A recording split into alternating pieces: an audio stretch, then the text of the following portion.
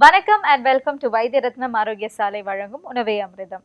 பொதுவாகவே நம்ம எல்லாருக்கும் ரொம்ப ஹெல்த்தியாக இருக்கோமா அப்படின்றத விட ரொம்ப அழகாக இருக்கோமா, நம்ம இளமையாக இருக்கோமா அப்படின்ற ஒரு இன்ட்ரெஸ்ட் ஜாஸ்தியாகவே இருக்கும்.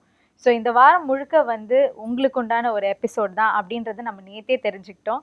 ஸோ இன்னைக்கு என்ன வகையான உணவு வகை, இளமையை காக்கக்கூடிய என்ன உணவு வகை அப்படின்ற விஷயத்தை எல்லாமே டாக்டர் கிட்டே கேட்டு தெரிஞ்சுக்கலாம். வாங்க. வணக்கம் டாக்டர். வணக்கம். ஸோ டாக்டர், இன்னைக்கு என்ன உணவு வகை சொல்ல போறீங்க டாக்டர்? இன்னைக்கு இஞ்சி தேன் அப்படின்னு இதோட பேரு. இது எளிமையா எல்லாரும் செய்யக்கூடிய ஒரு உணவு வகை தான் இது. இஞ்சியை நல்லா தோல் நீக்கிட்டு சின்ன சின்ன துண்டுகளா வெட்டி, பசு நெய் இதான் ரொம்ப முக்கியமானது. இதுல போடக்கூடிய பொருட்கள்லாம் ரொம்ப முக்கியமான பொருள், தரமான பொருளா இருக்கணும். பசு நெய்யில நல்லா வறுத்து அந்த இஞ்சியினுடைய ஈரப்பதம்லாம் முழுமையா போகணும். அது ரொம்ப ஹீட் கூடுதலா கொடுத்துக்கூடாது, மென்மையா ஹீட் கொடுத்து சிம் ஃப்ளேம்ல வச்சு நல்லா வறுத்துட்டு, அதுக்கப்புறம் அந்த ஈரப்பதம் போன பிறகு அதை அப்படியே ஆற விட்டுட்டு, தேனும் பனை வெல்ல பாகும் சம அளவு கலந்ததுல இந்த தேனை ஊற வச்சிடணும். இஞ்சி தேன் ஊறல் தான் வழக்கமா செய்யறது தான். இது கொஞ்சம் வித்தியாசமா நம்ம செய்ய போறோம். இந்த இஞ்சி தேன் அப்படிங்கறத பொறுத்த வரைக்கும் ஒரு அமிர்தமாக நாம இளமையை பாதுகாக்கிறதுக்காக நம்ம கொடுக்க போறோம். Okay doctor. ஸோ இஞ்சி அப்படின்றதோட பெனிஃபிட்ஸ், அதோட அட்வான்டேஜஸ் எல்லாமே வேற விஷயங்கள்ல நாங்கள் தெரிஞ்சிருக்கோம். பட் இளமையை காக்கிற விதத்துல அது எப்படி சப்போர்ட் பண்ணுது டாக்டர்? இந்த கலவை தான் இதுல மேஜர் திங். ஓகே. இதை இளமையை பாதுகாக்கிறதுக்கு உதவியா இருக்குது. இப்போ இஞ்சியை பல விதமா பயன்படுத்தலாம். இப்போ சளிக்காக பயன்படுத்தலாம், வயிற்று பொறுமலுக்காக பயன்படுத்தலாம், பித்தத்தை குறைக்கிறதுக்கு பயன்படுத்தலாம். இது மாதிரி வெவ்வேறு விதமா அவங்க சில விதமான செய்முறைகள் மூலமாக நம்ம அதை செய்கிறோம். பட் இந்த மாதிரியான முறையில் செய்யும்போது இளமையை பாதுகாக்கிறதுக்கு உதவியாக இருக்குது. என்ன காரணம் அப்படின்னாச்சுன்னா, அதில் சேர்க்கக்கூடிய தேன் தான் ரொம்ப முக்கியம். இந்த இஞ்சியினுடைய அடிப்படை கூறுகள் மாறாமல் அப்படியே தேனில் ஊற வைக்கிறது தான் இந்த கலவையினுடைய இந்த டிஷ்ஷினுடைய ஒரு சிறப்பே. தேன் மிகச்சிறந்த ஒரு ஊட்டச்சத்து மிக்க பானம் அப்படின்னு சொல்லுவாங்க. அந்த ஊட்டச்சத்து மிக்க பானம்ங்கிற வார்த்தை இப்போ நிறைய எல்லாத்துக்கும் தெரிஞ்ச இதாக இருக்குது. சத்து பானம், ஹெல்த் ட்ரிங்க் அப்படின்ற மாதிரிலாம் சொல்கிறாங்க. எதுவுமே இப்போ இவங்க அறிமுகப்படுத்தக்கூடிய ட்ரிங்க் எல்லாமே ஹெல்த் ட்ரிங்க் கிடையாது, தேனுக்கு இணையாக வைக்கும்போது. தேன், சிறப்பான தேன் அப்படிங்கிறத பொறுத்த வரைக்கும் மிகச்சிறந்த ஒரு ஊட்டமான அமுது. எல்லா நோயினர்களும் இதை சாப்பிடலாம். என்ன அடிப்படைனா, சிலர் இப்போ நான் திரும்ப திரும்ப கேட்கக்கூடிய கேள்வி எங்களுடைய மருத்துவமனையில் என்ன அப்படின்னாச்சுன்னா, எனக்கு சர்க்கரை நோய் இருக்கு, தேன்ல சாப்பிட சொல்றீங்களே இந்த செந்தூரத்தை அப்படின்னு கேட்பாங்க. இந்த நிகழ்ச்சி மூலமா சொல்லக்கூடிய விஷயம் என்னன்னா, சர்க்கரை நோயர்களும் ரத்த அழுத்தம் கூடுதலாக இருக்கிறவங்களும் வேற என்ன நோய் இருக்கிறவங்களா இருந்தாலும் சரி, தேன் அவங்களுக்கு ஒரு அருமருந்தாக அவர்களுடைய நோயை வேகமா நீக்கக்கூடிய ஒரு உணவாக இது அமையுது. அதனால அந்த தேன்ல இருக்கக்கூடிய உள் ஊட்டச்சத்துக்கள் எல்லாமே முழுமையான உணவாக சித்தர்களால் கருதப்பட்டிருக்குது. அப்படி பார்க்கும்போது இஞ்சி இந்த கலவையில் இருக்கும்போது பார்த்தீங்கன்னா, இளமையை பாதுகாக்கிறதுக்கு நம்ம ஏற்கனவே சொன்ன மாதிரி டீடாக்சிஃபிகேஷன், உடம்பினுடைய நச்சு கழிவுகள் வெளிப்படுத்துதல், புதிதாக உருவாகக்கூடிய செல்கள் இளமையோடும் புத்துணர்ச்சியோடும் உருவாகுதல், அதுக்கு இந்த கலவை மிகவும் சிறந்த ஒரு உதவியா இருக்குது. இஞ்சி பொறுத்த வரைக்கும் பொதுவான வளர்சிதை மாற்றம், உடம்புல இருக்கக்கூடிய அந்த வளர்சிதை மாற்ற செயல்பாடுகளை சீர்படுத்துறது அப்படிங்கிறது ரொம்ப முக்கியமான பணியை நம்ம பார்க்குறோம். அதில் இந்த குடல் இயக்கம் சீர்படுத்துறது, கல்லீரலிருந்து வெளிப்படக்கூடிய நச்சுக்கள் வெளிப்படுத்துறது, அதுக்கப்புறமா இதயத்தினுடைய இயக்கம் சீராக இருக்கிறது, இரத்த குழாய்களில் ரத்தம் சென்று வருவதற்கு ஏற்ற வழிமுறைகளை ஏற்படுத்தி கொடுக்கிறது, மூளையில் இருக்கக்கூடிய நுண் இரத்த குழாய்கள் மைக்ரோ கேபிலரிஸ்ன்னு பேர், அதுலேயும் முழுமையாக ரத்தத்தை பாய்ச்சறதுக்கு இஞ்சி உதவியா இருக்கும். அதே மாதிரி தேன் அப்படிங்கிறத பொறுத்த வரைக்கும் மூளை, அதாவது பிளட் பிரெயின் பேரியர்னு சொல்லுவாங்க, அந்த மூளைக்குள்ள சென்று மூளையினுடைய இயல்பான இயக்கத்தை சீர்படுத்துறதுல தேன் மிக பெரிய முக்கிய பங்கு வகிக்கிறது. இப்போ மூளையில செரட்டோனின் அப்படின்னு ஒரு சுரப்பு சுரக்குது, அதுவே மெலட்டோனினா மாறும். மெலட்டோனின்கிற சுரப்பு இயல்பா சுரக்கும். தேன் அதை இயல்பா சுரக்க செய்து, அந்த நியூரோ டிரான்ஸ்மிட்டர்ஸை இயல்பா சுரக்க செய்து ஒரு அமைதியான வாழ்க்கை, ஏதாவது ஒரு அதிர்ச்சியான விஷயத்தை கேள்விப்பட்டவொன்னே உடனே ஒரு பதற்றம் ஏற்படும், உடம்புல உடல் இயங்கியல்கள் பல மாறுபாடுகள் ஏற்படும்.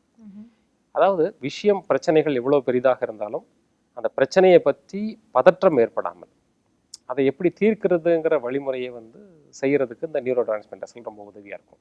ஓகே. அதுக்கு வழிவகை செய்கிறது தான் அந்த தேன். அதனால இந்த கலவை அப்படிங்கிறது முக்கியமாக நம்ம சொல்லக்கூடிய விஷயம் என்னன்னா, உடல் உறுப்புகள் எல்லாமே புத்துணர்ச்சியோடு செயல்படுறதுக்கும் ஊட்டமாக இருப்பதற்கும் ஒரு விதமான ஒரு மனப்பதற்றம், மன அழுத்தம் இதெல்லாம் வராமல் தடுக்கிறதுக்கும் உதவியாக இருந்து என்னைக்கும் இளமையோடு இருக்கிறதுக்கு இந்த இஞ்சி தேன் உரல் மிகவும் உதவியாக இருக்கும். சித்தர்கள் வகைப்படுத்தினதுல முதன்மையான ஒரு காயகல்பம் அப்படிங்கிறது இந்த இஞ்சி தேன். Okay doctor. ஸோ இந்த இஞ்சி தேன் எப்படி செய்யறதுன்னு நான் காமிச்சிட்டு வந்துடுறேன் டாக்டர். நிச்சயமா செஞ்சுட்டு வந்துடுறேன். ஓகே நேயர்களே, டாக்டர் சொன்ன இந்த இஞ்சி தேன் எப்படி செய்யறதுன்னு பார்க்கலாம் வாங்க. வைத்திய ரத்னம் ஆரோக்கிய சாலை வழங்கும் உணவை அமிர்தத்தில் இன்னைக்கு நம்ம பார்க்க போகிறது இஞ்சி தேன். ஸோ இஞ்சி தேன் எப்படி செய்யறதுன்னு பார்க்கலாம் வாங்க. இஞ்சி தேன் செய்ய தேவையான பொருட்கள்: இஞ்சி, பனவெல்லப்பாகு, தேன், நெய். ஸோ தேவையான பொருட்கள்லாம் பார்த்தாச்சு. முதல்ல இஞ்சி தேன் செய்கிறதுக்கு இந்த இஞ்சியை வந்து நம்ம நெய்யில் நல்லா வறுத்து எடுத்துடலாம். ஸோ பேன் நல்லா ஹீட் ஆகிடட்டும். ஹீட் ஆன உடனே நெய் விட்டுடுங்க.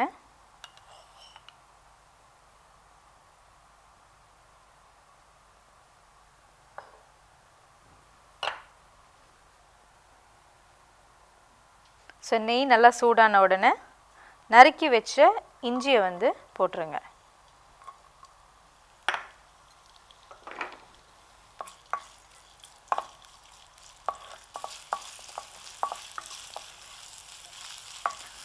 ஸோ இஞ்சியை வந்து நல்லா நெய்யில் வறுத்து எடுத்துக்கோங்க. இந்த வறுத்த இந்த இஞ்சியை வந்து பனவெல்லப்பாகு, தேன் இது ரெண்டுமே வந்து ஈக்குவல் அமௌண்ட்டில் நம்ம மிக்ஸ் பண்ணி வச்சுக்கலாம். அதோட வந்து இந்த வறுத்த இஞ்சியை போட்டு நீங்கள் சாப்பிட்டீங்கன்னா ரொம்ப இளமையாக இருக்கலாம் அப்படின்றது தான் நம்ம டாக்டர் சொல்லியிருந்தாங்க. இஞ்சியோட டேஸ்ட்டு கூட நம்மளுக்கு அவ்வளோவா தெரியாமல் இருக்கிறதுக்காக தான் இந்த மாதிரி நெய்யில் வறுக்கிறோம். அண்ட் அது மட்டும் இல்லாமல் அந்த தேனில் வந்து எவ்வளோக்கு எவ்வளோ அது ஊறுதோ அந்த இஞ்சியோட அந்த காரத்தன்மை போய் ரொம்ப ஸ்வீட்டாக இருக்கும், நம்மளுக்கு சாப்பிட்றதுக்கும் ஈஸியாக இருக்கும்.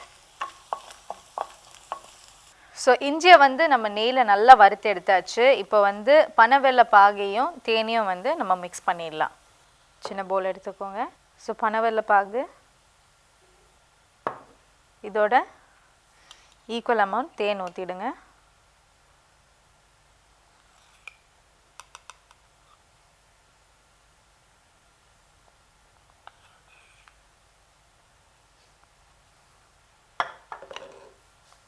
ஸோ தேனையும் பனவெல்லப்பாகையும் நல்லா மிக்ஸ் பண்ணிக்கோங்க.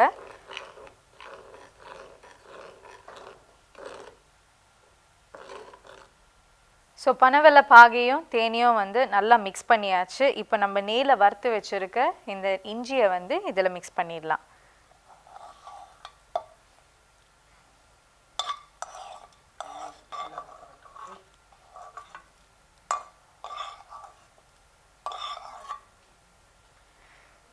ஸோ இஞ்சி தேன் இங்கே சூப்பராக ரெடி ஆகிடுச்சு. ரொம்பவே ஒரு சிம்பிள் மெத்தடுங்க.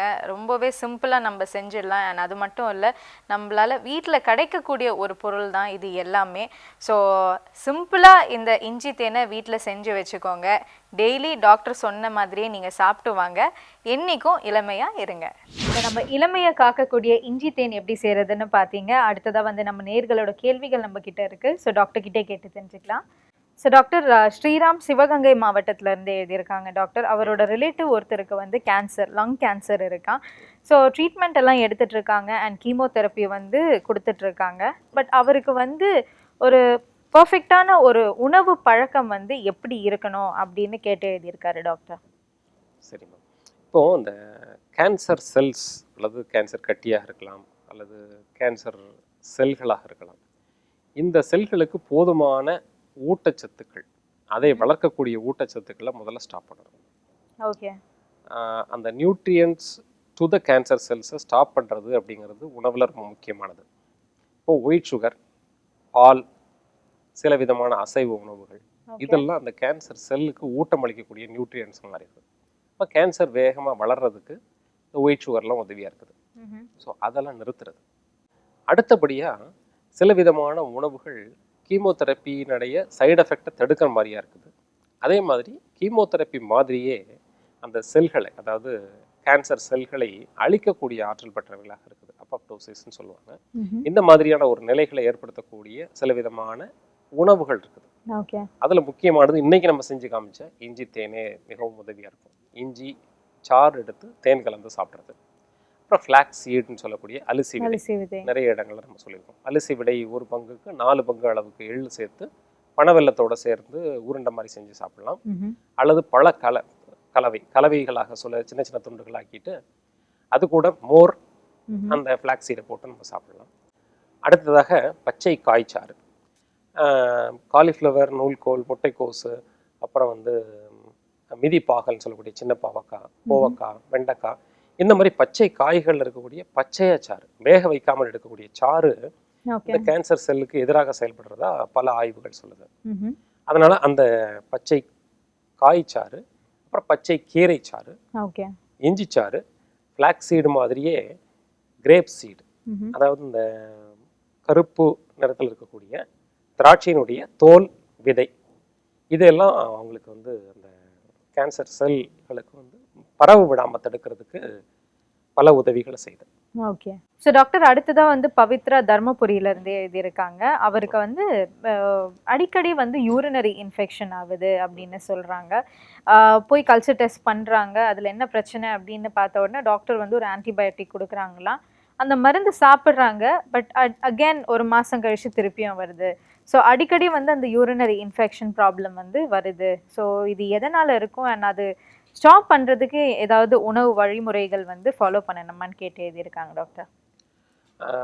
ஒரு முறை அந்த யூரினரி ட்ராக்ட் இன்ஃபெக்ஷன் ஏற்பட்டுச்சு அப்படின்னாச்சுன்னா அடுத்தடுத்து வர்றதுக்கான வாய்ப்புகள் திரும்ப திரும்ப வருது அப்படின்னாலே ஏதாவது ஒரு உடம்புல எதிர்ப்பாற்றல் குறைபாடு அல்லது அந்த பகுதிகளை சில வேதிப்பொருட்களுடைய தாக்கம் அந்த மாதிரி இருக்கிறதுக்கான வாய்ப்பு இருக்குது. சில வேளைக்கு இந்த ஒயிட் டிஸ்சார்ஜ் மாதிரி இருந்தது அப்படின்னாச்சுன்னா அதுலேருந்து உடனே தொற்று ஏற்படுறதுக்கு வாய்ப்பு அதிகமாக இருக்குது. இந்த மாதிரி கண்டிஷனில் வந்து தூய்மையான ஒரு பழக்க வழக்கங்கள், அதாவது எண்ணெய் தேய்ச்சி குளிக்கிறது, அதுக்கப்புறம் வந்து சோப்பு, ஷாம்பு இந்த மாதிரியான பொருட்களை முழுமையாக அவாய்ட் பண்ணிட்டு இயற்கையான மூலிகை பொடிகளை வச்சு உடம்பை தூய்மைப்படுத்துறது, இதெல்லாம் அவங்க பின்பற்றி ஆகணும். அதோட மாத்திரம் இல்லாமல் உணவு மூலமாகவே கொண்டு வருது அப்படின்னாச்சுன்னா நெல்லிக்காய் சாறு மிக சிறந்த தீர்வாக இருக்கும். நெல்லிக்காய் சாரோட தேன் கலந்து சாப்பிட்றது, அப்புறம் ஏதாவது ஒரு காய்ச்சாறு, வாழைத்தண்டாக இருக்கலாம் அல்லது வெள்ளை பூசணியாக இருக்கலாம், இதோட ஒரு ஸ்பூன் சீரக பொடியை கலந்து வெறும் வயிற்றில் காலையில் சாப்பிட்டு வருது. சோற்று கற்றாழை சாறில் பனை வெல்லம் கலந்து சாப்பிட்றது, இது எல்லாம் இந்த யூரினரி ட்ராக்ட் இன்ஃபெக்ஷன் ரெக்கரண்டாக வர்றதை வந்து தடுக்கிறதுக்கு வழிமுறை செய்யும். பச்சை கீரை சாறு, காய்கறி சாறு, அப்புறம் தூய்மையான சில பழக்க வழக்கங்கள், இது எல்லாம் இந்த ரெக்கரண்டாக வரக்கூடிய அடிக்கடி வரக்கூடிய அந்த யூரினரி ட்ராக்ட் இன்ஃபெக்ஷன் சொல்லக்கூடிய நீர் எரிச்சலை தடுப்பதற்கு உதவியாக இருக்கும். Okay doctor. So thank you so much doctor. நிறைய விஷயங்கள் இன்றைக்கும் நாங்கள் தெரிஞ்சுக்கிட்டோம். தொடர்ந்து நாளைக்கு நம்ம நிகழ்ச்சியில் பேசலாம். நன்றி. வணக்கம். ஓகே நேயர்களே, இன்னைக்கு நம்ம நிகழ்ச்சியில் இஞ்சி தேன் பற்றி பார்த்தோம் அண்ட் அதோட பெனிஃபிட்ஸ் எல்லாம் நம்ம தெரிஞ்சுக்கிட்டோம். இதே மாதிரி ரொம்பவே இன்ட்ரெஸ்டிங்கான ஒரு டிஷ்ஷுடன் நாளை உங்களை சந்திக்கும் வரை இட்ஸ் பை ஃப்ரம் உணவே அமிர்தம் டீம்.